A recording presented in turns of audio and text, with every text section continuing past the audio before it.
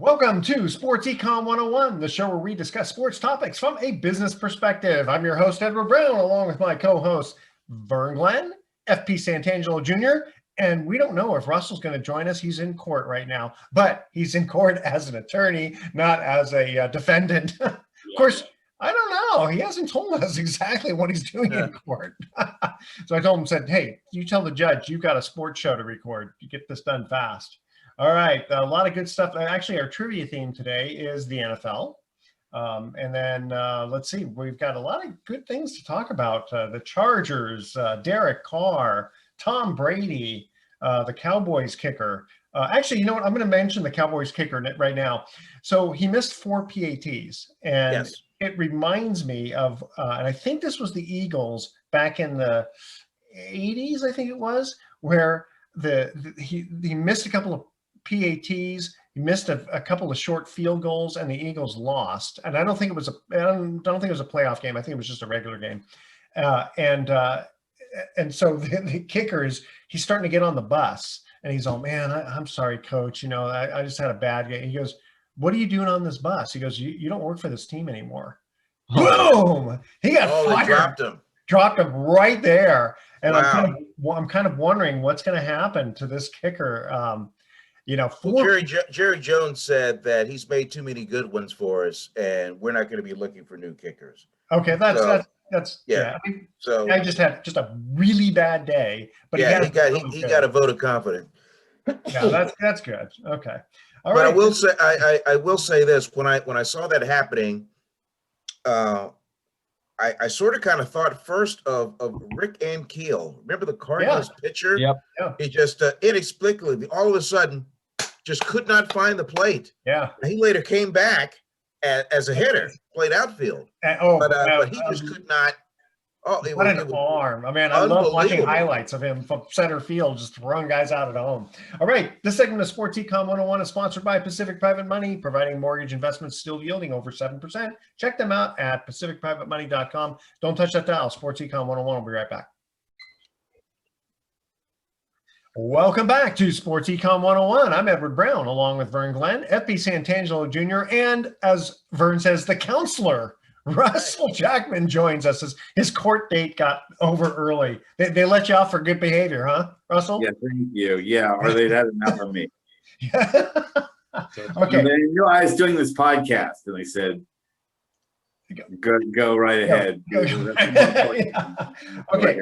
Hey, guys, first thing I want to talk about is the Chargers' epic collapse against the Jaguars. Joey Bosa, I mean, as good a player as he is, boy, those miscues. I mean, you can't put it all on one person, I know, but holy smokes. I mean, well, it also helps if you can score more than 3 points in the second half. You know, that's true. That's not Bosa's fault. Yeah, and I will say this too: that play that Joey Bosa threw his helmet down, not only was he held, but it was a false start on the offense too, on specifically the guy that was going up against him. So he was losing his mind. He was like, how did you blow 2 penalties against me? Right. And of course, like, we know that the Bosa brothers always get unfair treatment as it is per se, just because they're so dominant, right? They're one of those athletes that if you let them truly just go and play football, they get sacked more times than not. So it's almost like this weird agreement we see in the NFL. It's like, okay, we can let a little bit of holding on these guys because otherwise there'd be no offense, right? We see it with Aaron Donald. We see it with the other guys too. Locker room, in the Chargers locker room, just the mere thought of letting a game like that just go away. Did I? What? Yeah. No. Okay, you're fine. Volume down again? Yeah, it's okay. It's okay now. So go ahead. You're just talking about the Chargers locker room. Well, just the atmosphere in there. I mean, they blew a 27-0 and then 27-7 halftime lead. Yeah. And in a game that they had complete control of. I mean, it's great news story, but wow. I mean, that just in a playoff atmosphere like that, and I'm told by a couple of people I know that live in the Jacksonville area, that place was lit. Yep. I mean, it was they partied all night and all morning. Well, I'm sure you guys saw the news this morning that the Chargers fired their OC, Joe Lombardi, and I believe with the 27-0 lead, they only ran the ball 6 times after that, which is ridiculous, right? Which is absolutely ridiculous because they got a great running game and they established that in the first half. So that was just negligence, I thought, by the Chargers. But let's talk about Trevor Lawrence for a second. You throw 4 picks, right? Yeah. And then you come back and you do that. That's like a career-defining moment that allows everybody to know, and yourself, hey, I can really mess up, but we can still be in this game. Plus, I've never seen that happen before. You get 4 picks, yeah. 4 picks in one half, I believe. Yeah, It was. They come back with 4 touchdowns in the second half. Yeah, and remember there was also the punt where it hit him on the helmet, so they actually had another miscue, we call it. Yes. They actually had 5 of them. Yeah, that's well, you know, it's a little bit reminding of that Minnesota game earlier this year. What was that? That was 33-0, wasn't it? Or something like that. Then they came back. Yeah. It's really incredible. You really get to see the organizations, like what teams are made of in playoff football, right? And we saw the Vikings get exposed a little bit against the New York Giants. That was another fantastic game. Yeah. And, you know, it just was going back and forth. But Daniel Jones, funny enough, was the best quarterback this weekend. And nobody would have ever thought that. You mean Danny Dimes?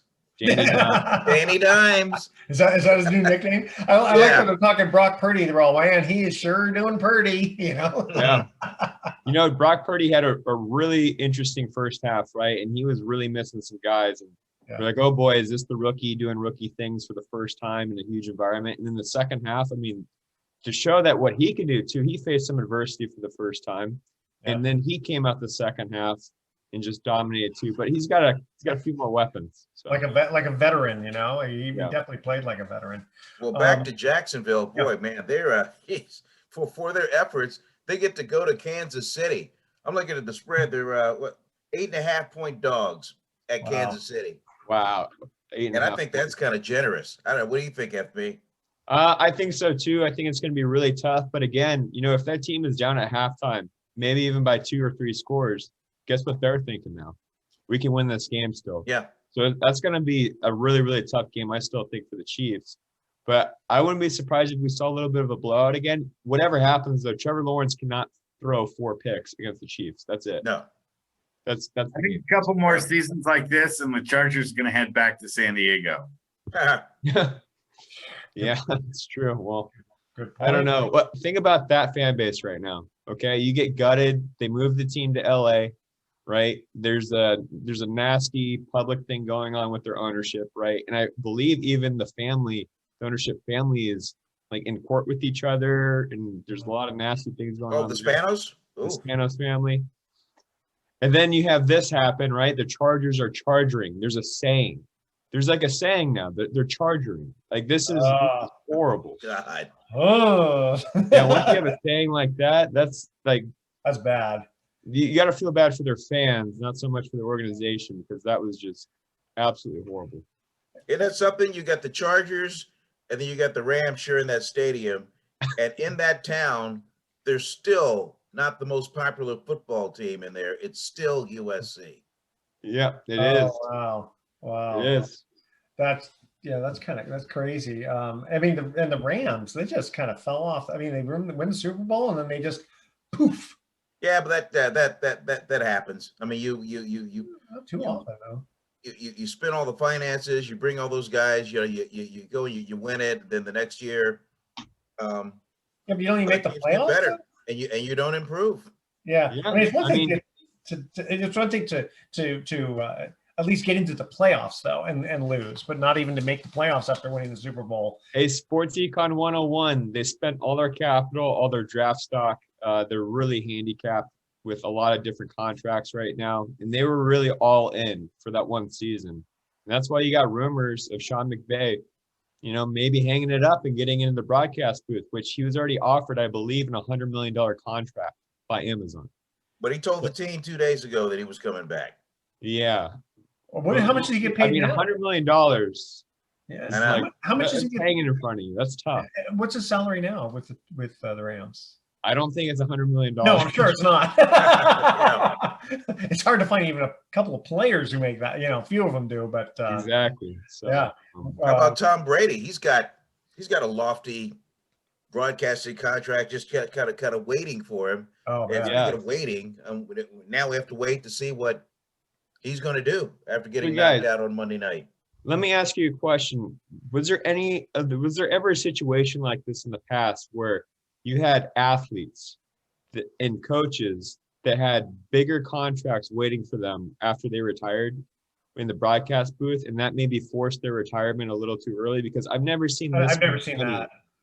No, I've always seen the big next careers happening after their existing careers were over. And they're not, and they don't get paid as much. I mean, because there's not, I mean, Amazon's a whole different animal, but still, I mean, Sean McGee, I mean, I don't know how he'd be in the booth, but $100 million to get him. I mean, for Thursday night football.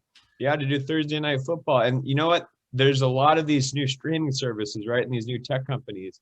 It's going to be interesting to see with the tech bubble bursting if the contracts get a little bit lower. But to me, I've never seen anything like this in history where you can actually earn more money after you play. It's insane. Well, Amazon came to 49er general manager John Lynch. They came after him to do Thursday night football. Yep. And he said, no, my job's not done. Well, I guess they got to do a lot of interviewing, make sure that the guys can be good in the broadcast booth. Yeah, well, John worked for Fox for years. John was really good with Fox. Yeah, he was good. Okay. And did you guys hear what Al Michaels said about Thursday night football? What? He compared it to trying to sell somebody a 20-year-old Mazda. Oh, nasty. Hey, guys, we're going to cut to our first commercial break with a trivia question here. NFL is our theme. Who were the first and second franchises, this is football now, to win 2 Super Bowls while playing in 2 different home cities? Okay, so the first 2 franchises to win 2 Super Bowls while playing in 2 different cities. So they win a Super Bowl, then they go to a different city and they win a Super Bowl. All right, stay with us. Sports Econ 101. I'll be right back. Welcome back to Sports Econ 101. Edward Brown, Vern Glenn, FP Santangelo Jr., and Russell Jackman here. We got a quorum, right? Isn't that what 4 people use? I guess quartet. There you go. Yeah, I'm the chairman of the Unsecured Creditors Committee for a publicly traded company that went BK, and the attorneys are saying if you, I guess they said, listen, we're going to call if you have at least 3 of you guys, we're going to call that a quorum. So. That's where I was thinking of this quorum here. Okay. First trivia question. Who were the first and second franchises to win? And I don't even know if there's been a third, to win 2 Super Bowls while playing in 2 different home cities? The Colts and the Rams? Or the Raiders? The first 2. Okay, so now Vern, you gave me number 3, which was the Rams, St. Louis Rams and LA Rams. I'm going to say the Raiders. The Raiders. The Raiders. Okay. Raiders, right? Oakland.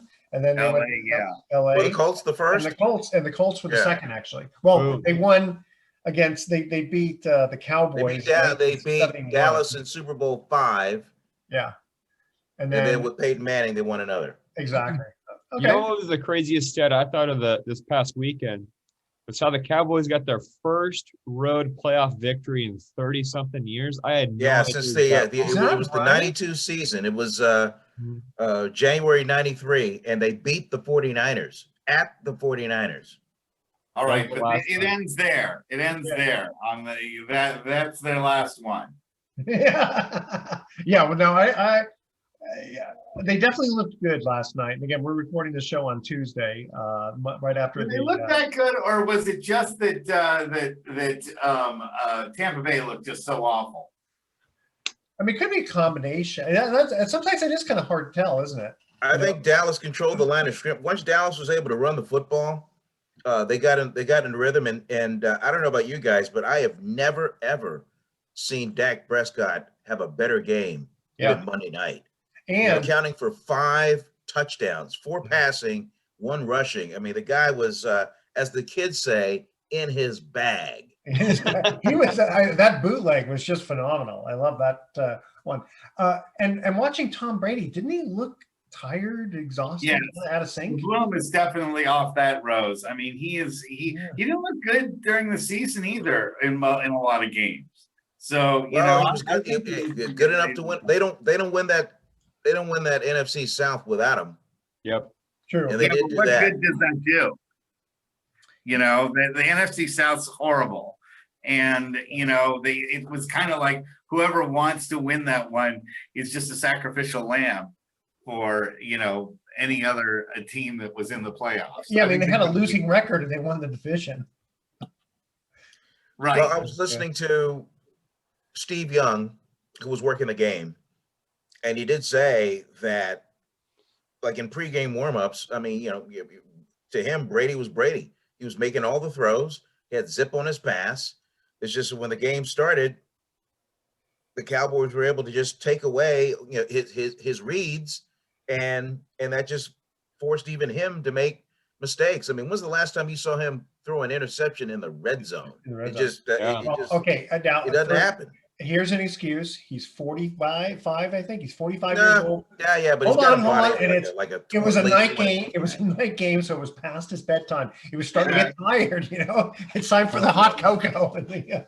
Well, guys, he's got options, and I don't know if you saw his words, his press conference after the game, but he pretty much alluded he was not coming back to Tampa Bay. And everybody was reporting during that entire broadcast last night that they felt he didn't know what he was going to do, if he was going to retire or not. But there's definitely going to be some teams that want him that are going to compete next year. It's just, does he want to go into, you know, a conference where there's a lot of competition, right? Compared to the NFC South, right, where you know you're pretty much guaranteed if you play pretty decent. Huh. Well, to the forefront, the talk is the Raiders. Yes. That have everything in place and need a quarterback to come in and just lead them to the next level. They got a number one receiver. Yep. They got the NFL leading rusher. Mm-hmm. They've got an all-world tight end. I mean, they've got and they have a head coach that worked with Tom Brady for so many years in New England. Yep. So the dominoes are falling right in line. Well, especially Derek Carr leaving Las Vegas, as they say. Well, they haven't officially released him yet. They do have to do something before the middle of February, or they owe him $40 million per his contract. But Derek essentially just fired the first shot with his goodbye love letter to the Raiders fan base about a week ago, just saying, hey, you know, thanks for the memories. Well, what Vern is saying, right? All that, and imagine being 45 years old and single in Las Vegas. That's the perfect place to be single. What can go wrong? Right. Is he going? Oh, you're talking about for Tom Brady. Yeah. Tom Brady, yeah. Because how old's Derek Carr? Derek Carr is early 30s. Early 30s? Okay. Yeah, I think there's a lot of speculation that the Colts are interested. That makes a lot of sense if you think about it. The Colts need a QB. You know, new change of scenery. Something might change for Derek Carr, but you know, I wish him the best. He's if you look at his stats, he's an all-time Raiders QB, whether you like it or not, even though he didn't win. Yeah, interesting. Hey, let me ask you guys. After this season, you know, if the season ended today, what do you think the 49ers would do next season with Brock Purdy, Garoppolo, and Trey Lance if all of them are healthy? And Tom Brady wants to come into the 49ers. What if he wants to get mixed in the fold somehow? And he'll be a fourth-string quarterback. You know? Would that be something? Yeah. Well, because his hometown is is not that far really from Levi. San Mateo. Yeah, San Mateo. It reminds me of the old conversations that, you know, girls have where you F, marry, or kill, you know, one. And I think Brock is the one they're going to marry, and Trey Lance is the one they're going to F, and Garoppolo is the one they're going to kill. Well, Garoppolo is a free agent, right? So he's gone. He's basically gone. So he's not going to be in the mix. It's just between Trey Lance and Brock Purdy, and then you got to think about, you know, another veteran quarterback. Like, what if Lamar Jackson wants to be a 49er? He doesn't. Right? Then he's not going to get paid. He won't get paid starting money. That's the thing, is that the Niners are looking at what they have with Trey Lance and with Purdy, and they've got two guys that are under rookie contracts. So that saves them a ton of money under the salary cap, which allows them to get better players. They can get, maybe beef up their offensive line, that sort of thing. Are there any? Well, as I rub my crystal ball, I see Garoppolo to the Jets. I see Carr to the Colts, and I see Brady to either the Raiders or the Dolphins. I want to know where Lamar Jackson's going. That's the one that no one's really been talking about. Yeah. And he could really change an offense, like open it completely up. And that'd be awesome to see Lamar Jackson even on the Raiders, I think. Actually, I was going to say back to the 49ers for a minute, what they could use, Travarius Ward. Javarius Ward. They call him Mooney Ward. Oh, I get Why nervous. are you doing that? He's a good corner. Yeah. Okay. All right. Let me take a step back. You're just judging based on how he got burned a couple of times in the last game. Is that what you're? Not just in the last game. There's been a few games where it's. Let's put it this way: if I'm feeling nervous about, then it's like. And again, I'm not the one judge, obviously, but it's like there were certain people. It's like, do you remember Wendell Tyler? I think it was The running back for the Rams. Yeah, and then he came to the 49ers. Was it right? Okay. And he had such butterfingers that every time he touched the ball, he always got a little nervous, It's just interesting that you mentioned Ward, considering the fact that quarterbacks go out and pick on Diamador Lenore. Yeah, and him too. And they and the 49ers put Mooney Ward on the deep threat receiver on the other team. Yeah. This is just what it's sort of like. Even when Garoppolo was playing, every time he got the ball, I always got a little nervous. I don't get that way with Brock Purdy, even though again he's a rookie. You kind of know you feel like he's got command of the game. Yeah, it's going to be really interesting to see him go against a really, really good Dallas Cowboys defense. So I feel like that's going to be the moment of truth, really. Yeah. And I know he's proven a lot already, but to go against Michael Parsons in that defense, it's like another click. Yeah, you got Curse back there. I mean, the big ball hawking. And didn't those guys get a little hurt last night? I mean, maybe they'll be fine for the game coming up, but a little knee here, a little shin action there. Yeah, I saw a couple of Cowboys kind of limping off the field. I see what you're talking about. And then, holy smokes, 2-3 minutes left in the game, and the Bucs player goes down with his back. I guess he got. Yeah. That was when you see a card brought out on the field. Yeah, at least it wasn't a name. Okay. But still, that was pretty gnarly. Yeah. Okay, and speaking of card brought out on the field, we haven't even gotten into this. Bills Bengals again this weekend. I mean that's the DeMar Hamlin Part 2 game. Well, hopefully he'll be ready for that game. Okay, Here we go. Here's the second trivia question. He'll be ready to watch. He'll be ready to watch. Yeah. Who has the most NFL playoff rushing touchdowns of all time? NFL playoff rushing touchdowns. Rushing touchdowns. All right. And okay. You'll know the player. All right. That's our trivia question. Stay with us. Sports Econ 101. We'll be right back. Don't touch that dial. Welcome back to Sports Econ 101. One more time, I'm Edward Brown, your host, along with Vern Glenn, FP Santangelo Jr., and Russell Jackman. Our second trivia question, who has the most NFL playoff rushing touchdowns of all time? My first guess was Jim Brown. My second guess is Emmitt Smith. Second guess is correct, Emmitt Smith. I had Emmitt Smith too. Did you? Way. Okay, I know. I could see. Sorry. I said that's okay. I can see. No, it's okay. Well, let's give it to FP. That's fine. No. I really had Emmitt Smith, but I thought it was going to be a long shot because I knew there's, football's an old game and I'm a young guy, so I thought I was going to be off a little bit. Oh, true. Yeah, but think about all the playoff games they've been in. It's, because obviously winning the Super Bowl. Yeah. Emmitt Smith's kid plays for Stanford? No way. That's awesome. Yeah. Just it's interesting. I went to a business conference one time just a few years ago, and Emmitt Smith was the keynote speaker. And it was really interesting because it was a real estate conference, and Roger Staubach took him under his wing. And in fact, Roger Staubach is the wealthiest. I don't know if they said the wealthiest quarterback or the wealthiest football player. He's worth almost $1 billion. Really? Wow. Yeah. Well, you know what? Roger Staubach. that really doesn't surprise me. I mean, Smart guy. Here's a guy, Naval Academy. Yep. Served his country, then joined the Cowboys. They're in Texas, all that oil money, all that kind of stuff. It just he came up at the right all time, the real estate. 70s. So I'm sure through the investments and whatnot that that he could probably own his own NFL team if he wanted. Yeah. Okay, and here's a I know Vern will know this. FP and Russ, you guys will probably know this. This is a little mini trivia. What NFL quote or whatever do we use because of Roger Staubach? And you hear it in games periodically. Ooh. I'm unsure. It's because of Roger Staubach. Vern, you know the answer? Or Russ? Russ? Turn out the lights. I don't know. No, but something like that. That was Don Meredith. Don Meredith, yeah.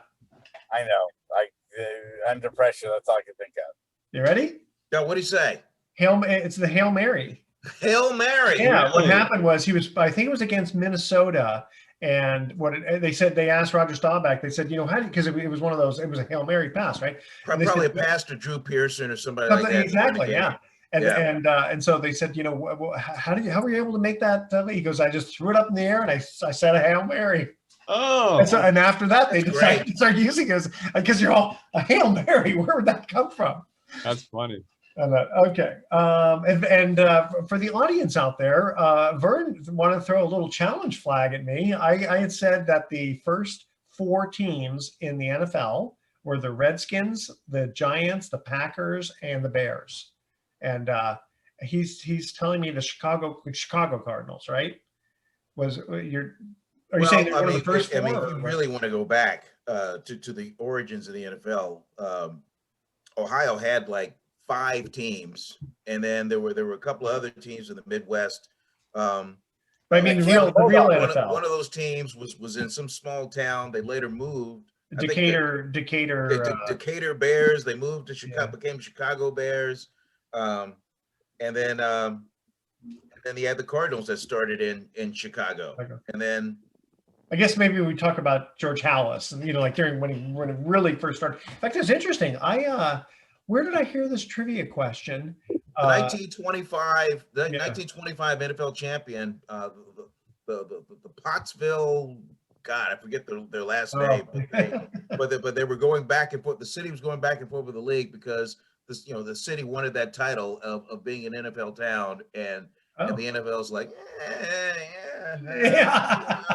But I mean, it's interesting the humble beginnings of the league. It's interesting too that I was watching ESPN. I can't remember who said it, Herb Street maybe or something. Anyway, they were talking about the first professional football contract, and it was some really odd name, and it was like 1892 or something. And I was thinking maybe it was Jim Thorpe, but. No, I'd have to kind of go back to that one. That was kind of interesting. Yeah, Jim Thorpe, that's the Canton Bulldogs. But the NFL wasn't truly the NFL till I believe 1922, 1923. Yeah, I think that's something close to that. So we'll look at. So I got it right here. I'm just reading it off of Google real quick. The first contract for professional football was in 1893. 93. And it showed out $250 for the season, $50 per game.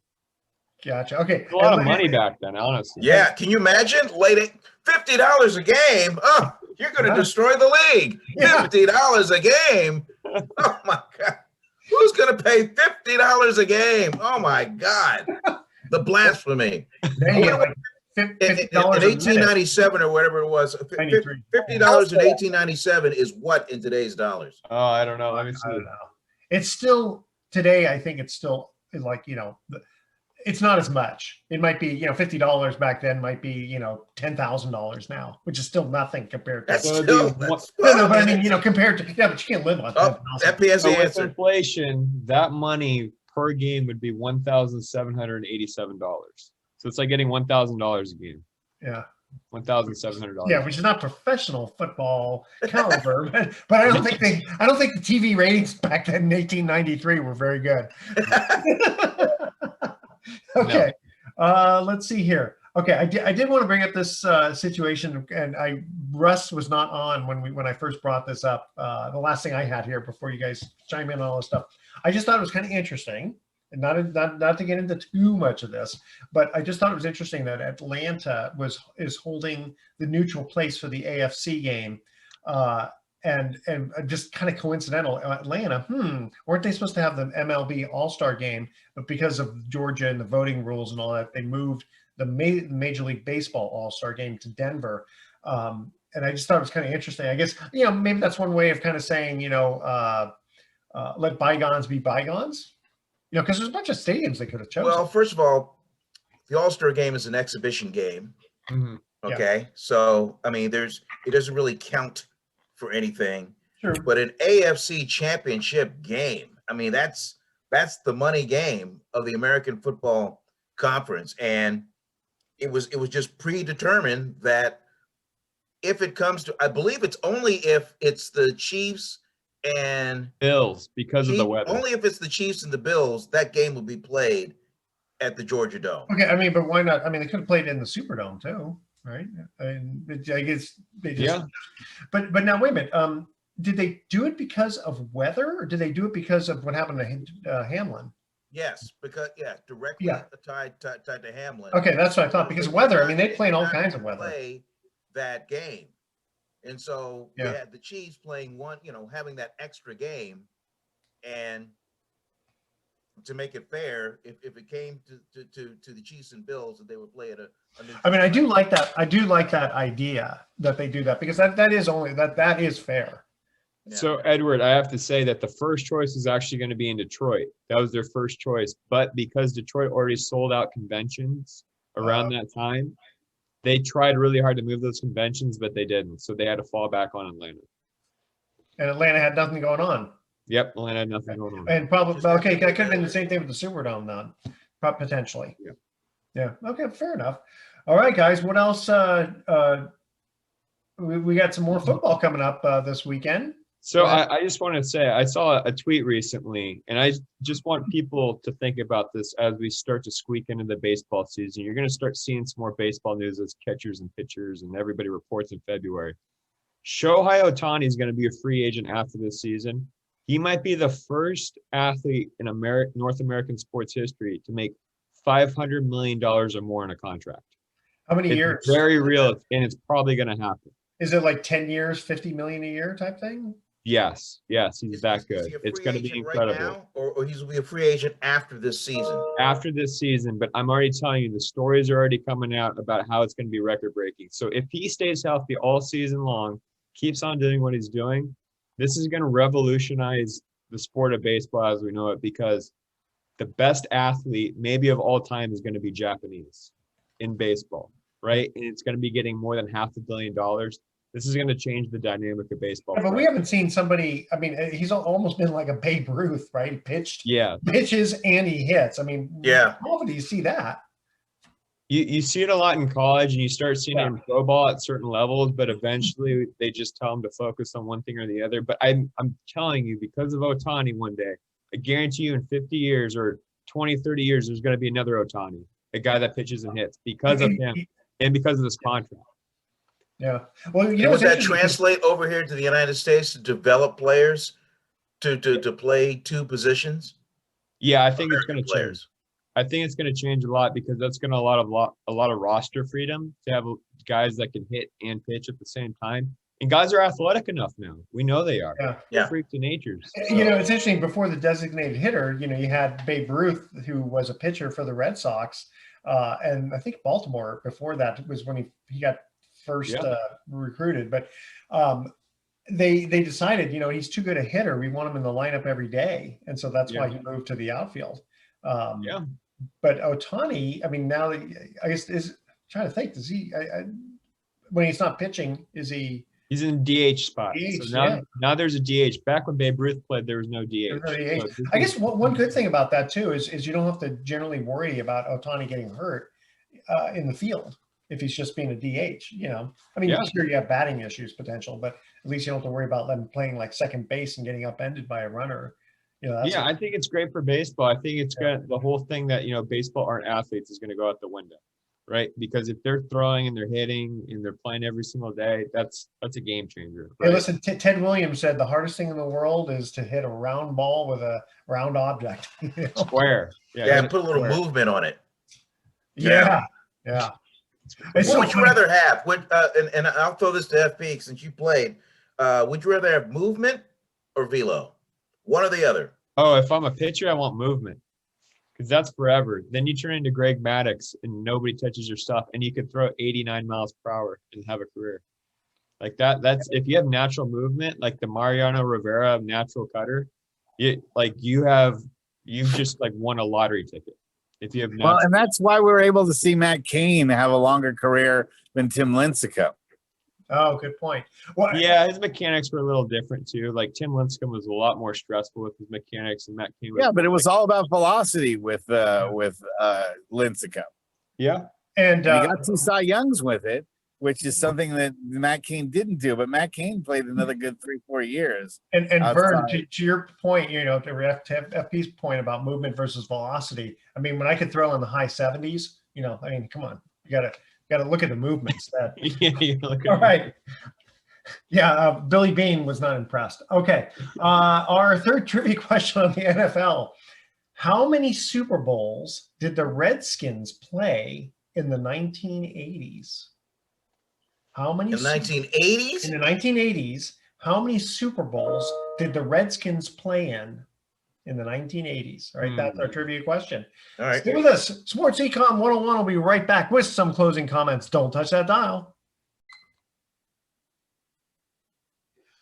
Welcome back to Sports Econ 101. Last time for today, I'm Edward Brown, your host, along with Vern Glenn, FP Santangelo Jr., and Russell Jackman. Our third trivia question: how many Super Bowls did the Redskins play in the 1980s?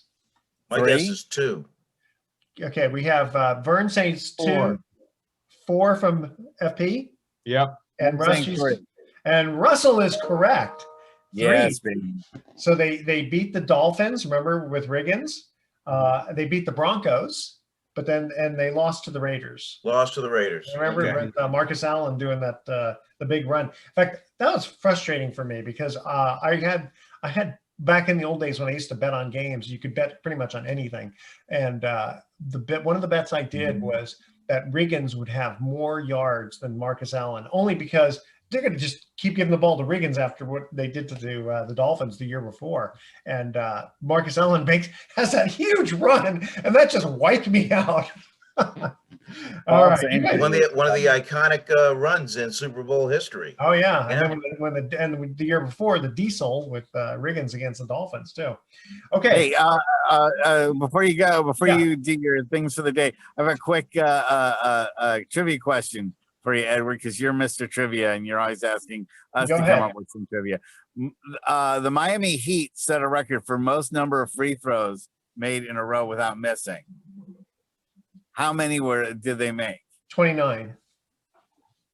No. Vern, you got a guess? Tay, hurry up because we got to get to our thoughts for the day. And 31. No. 30. And FP. 30. 40 for 40. Wow. That's impressive. Okay, you guys ready for our thoughts of the day? How does a North Pole carpenter fix something broken? He glues it. Okay, we got a chuckle out of that one. He glues it together again. And what did the snowplow say when his equipment broke down? Take this job and shovel it. Okay, tune in next week to Sports Econ 101. FP didn't like that one. We're going to be discussing sports topics from a business perspective and asking more sports trivia questions. Thanks for listening. On behalf of our team, I'm your host, Edward Brown. We'll see you next week. Good night, America. Adios.